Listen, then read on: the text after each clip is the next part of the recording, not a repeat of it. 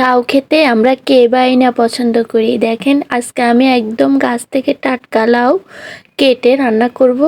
এখন আমি গাছ থেকে লাউটাকে কেটে নিচ্ছি। দেখেন মাশাআল্লাহ বলবেন সবাই, আমাদের গাছে কত সুন্দর লাউ হয়েছে।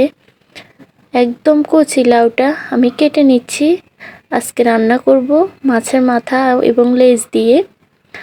আসসালামু আলাইকুম এভরিওয়ান, আমি মেহেরিমা চলে আসলাম আরও একটা নতুন ভিডিও নিয়ে। দেখেন আমি লাউ রান্না করব। লাউটাকে ধুয়ে কেটে রেখেছি।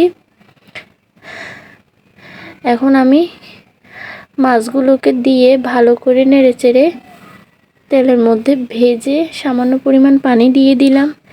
একে একে মশলাগুলো দিয়ে দিলাম হলুদের গুঁড়া পরিমাণ মতো, সামান্য পরিমাণ মশলা গুঁড়াটাও দিয়েছি। ভিডিওতে সেটা দেখানো সম্ভব হয়নি। এখন দিয়ে দিলাম পানি। এখন ঝোলটাকে ভালো করে ফুটিয়ে আমি দিয়ে দিচ্ছি লাউগুলো। আমি মাছগুলোকে তুলে মাছের কাঁটাগুলোকে ফেলে দিয়েছি। এখন আমি লাউগুলো দিয়ে দিলাম। লাউগুলোকে দিয়ে আমি কিছুক্ষণের জন্য ঢাকা দিয়ে রাখবো। যেহেতু এটা কচি লাউ তাই বেশিক্ষণ লাগবে না রান্না করতে। এখন আমি হালকা করে নেড়ে নিচ্ছি ভালো করে।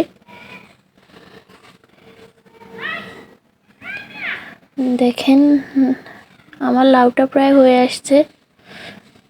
ঝোলটা একটু কমে আসলে আমি ধনিয়া পাতা দিয়ে দিলাম।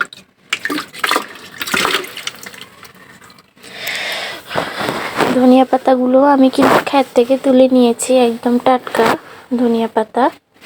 এখন ধনিয়া পাতাটা দিয়ে আমি হালকাভাবে নেড়ে চেড়ে নিচ্ছি। নেড়ে চেড়ে আমি নামিয়ে নিব চুলা থেকে। ভালো করে নেড়ে নিচ্ছি।